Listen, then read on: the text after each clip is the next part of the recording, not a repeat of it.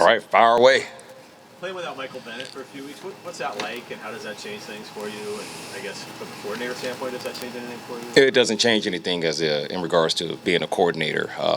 The way we feel about it is that's our brother, and we don't like the fact that he's out. Obviously, he's a huge part of our defense, but it's been next man up around here for years, and he understands that. Nobody appreciates that more than him. So we're just praying for a fast recovery and looking forward to him coming back. How did Frank handle that, getting his first start last week and coming through it, playing more snaps and all that? Yeah, he gave us tremendous effort from first to last. So you saw the youthfulness in regards to the energy. He was flying around and coming out the stack, getting after some people. We did have a costly penalty from him, and that's where we want to get better in regards to that, and he understands. And that was an opportunity for us to get the ball. So as a young man, again, we know we got to do things right. And the longer we do things right, the better off we'll be.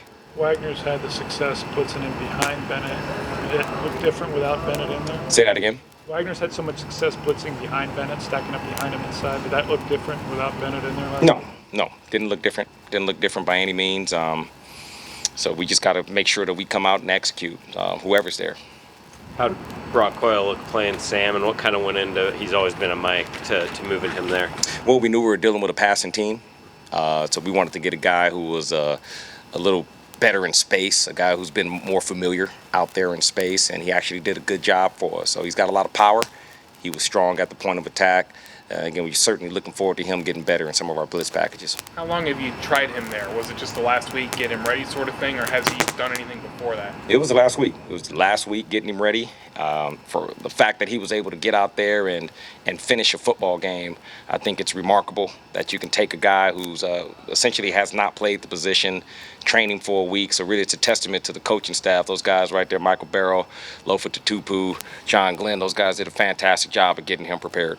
So many of the guys were kind of disappointed with some of the calls and the officiating. How do you address that aspect when you're reviewing the film this week with that? Well, it's an imperfect game, played by imperfect people, refereed by imperfect people, so there's grace for that.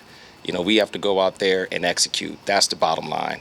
If we go out there and understand that, we have to raise our standard. Like, we weren't up to our standard. We have to absolutely be attention to detail. So we have to be on our details.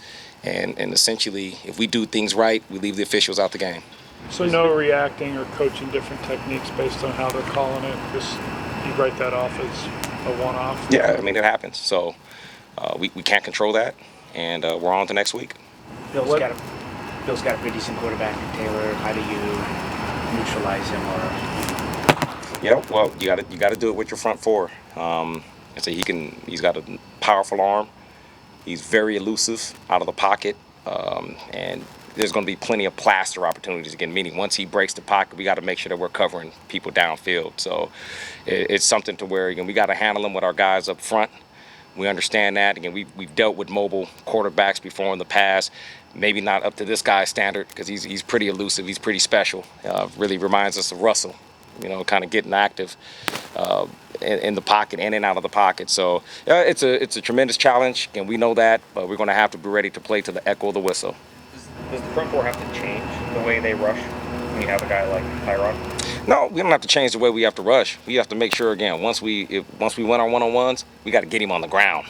So for a guy who's a smaller stature, again, once you consider the average quarterback size in the NFL, and he's a guy who can certainly break tackles. So just because you break through and maybe you have him or think you have him wrapped up, you have to make sure we finish the job on him. They're averaging 5.5 a carry. What makes their rushing attack so good? They have a wide variety of things that they do. So you have to make sure you're on your P's and Q's. You have to prepare for a lot of stuff. So whether it's their wildcat, when they just have the running back there, again, they have their zone read series where the quarterback can keep it, he can hand it off. And on top of that, they have a really good running back in LaShawn McCoy. So typically, again, in this league, the running game is defined by the running back. So again, they're averaging all those yards behind McCoy and Gillisley, and they have a nice offensive line that likes to open up holes. What makes McCoy so tough? It's his elusiveness. All right, again, he's a guy that in and out of his breaks, and he's got really good balance, awesome vision, and he's got good speed. So again, you take all that, that's a formula that speaks to success. So you got to make sure you track this guy down when you're coming after him.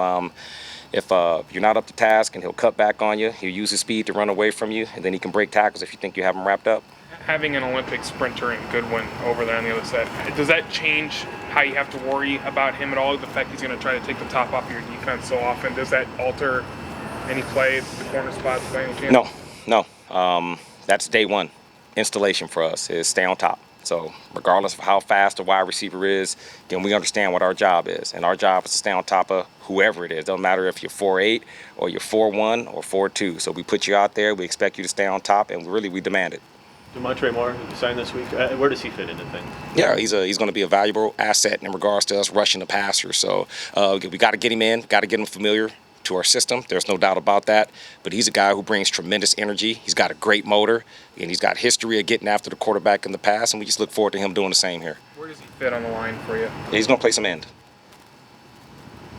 The third downs last week, they obviously had some success. I know a lot were third and shorts and whatever, but is there something, is it just preventing it being third and short in the first place? Yeah, we got to get him out of third and short. Then we got to make sure that we're playing technically sound to prevent some of the penalties that they were able to convert on. So second down is vital. Got to make sure we do things right. Then once we get to third down, again, it just comes down to us and our level of execution. What have you missed without Cam Chancellor, or what maybe has Kelsey McRae compensated for that? Oh, Kelsey's done a fantastic job. Obviously, there's no replacement for Cam Chancellor throughout the whole entire NFL. So he's a special player. He's a special teammate. He's a special member of our defense. So we all understand that. But Kelsey's done a fantastic job of coming in and filling in. So he's played great. We've been able to make our calls as usual, and I said we're balling. Are you preparing for a long-term absence with Chancellor? You don't know that yet? Don't know that. And then how would you mentioned the high standards, how would you assess the first 7 games for the defense, how they've done? Getting better. I said getting better. I said we got to make sure we detail our work continuously, getting better. But sounds like not there yet, obviously. Well, are you ever there yet? Pushing towards perfection. It's that mythical ridge line, man. Pushing to it. Anything else? Thanks, Coach. All right, thank you guys.